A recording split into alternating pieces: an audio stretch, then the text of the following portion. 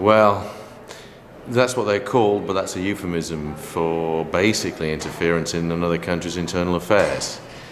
And I don't think that the ultimate aim is to improve the lives of average Cubans. The aim is to subvert the state in Cuba. You may think that's a laudable end, and in which case you might support it, but in actual fact it's illegal under international law, and really the United States should not be doing it. Well, yes, I mean, the United States has moved to a different place since Barack Obama took office. I mean, you don't have the really antagonistic and overt rhetoric that characterized the Bush administration. You don't have this Office of Transition Coordination, this guy Caleb McCary that they put in there to be some kind of putative governor of Cuba in the day that they could bring about some change there. That's all gone. The idea that they were going to try and overthrow the Cuban government somehow, or the Cuban government was going to be overthrown or collapse, that's kind of receded in the rhetoric completely. And of course there's been measures taken to improve the relationship. They are talking to one another again on the migration talks, which were suspended. They've allowed Cuban Americans to visit, and that's very significant. 330,000 Cuban Americans went to Cuba last year. And they're in the process now of relaxing other travel restrictions.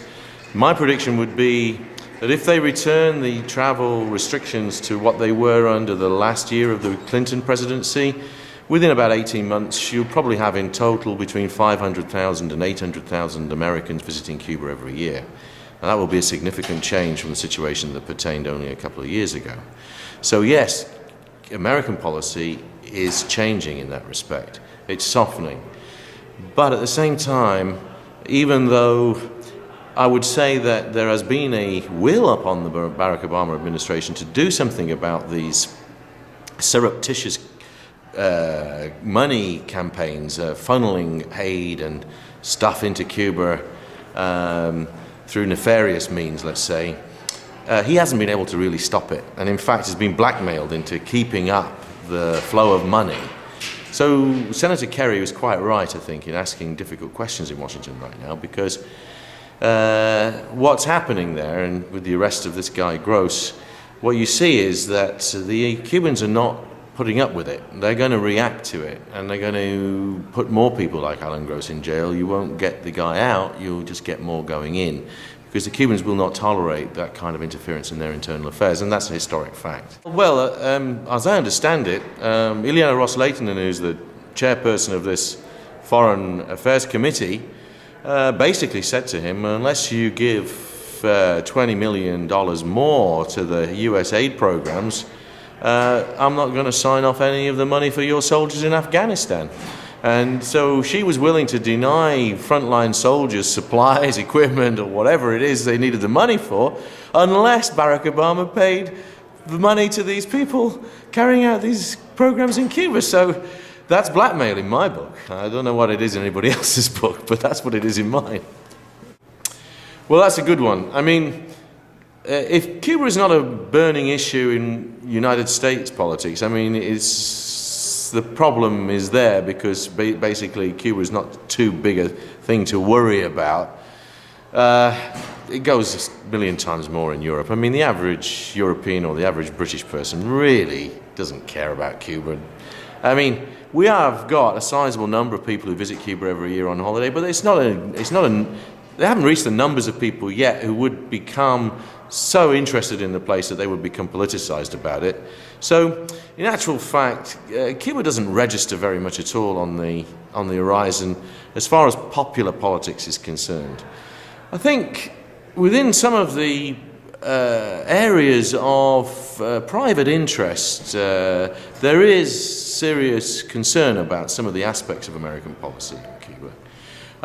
Britain does have still very keen relations and interests in the Caribbean, particularly in some islands that are very close to Cuba, Cayman Islands, Turks and Caicos Islands, Jamaica, and then going around the Antilles further around, you even have whole islands that are privately owned by British people. I mean, the island of Mustique is owned by the royal family, for example. So There is a serious concern, a historical concern, and a serious concern about the Caribbean and its future in Britain. And there is a concern that the situation in Cuba should not be allowed to deteriorate.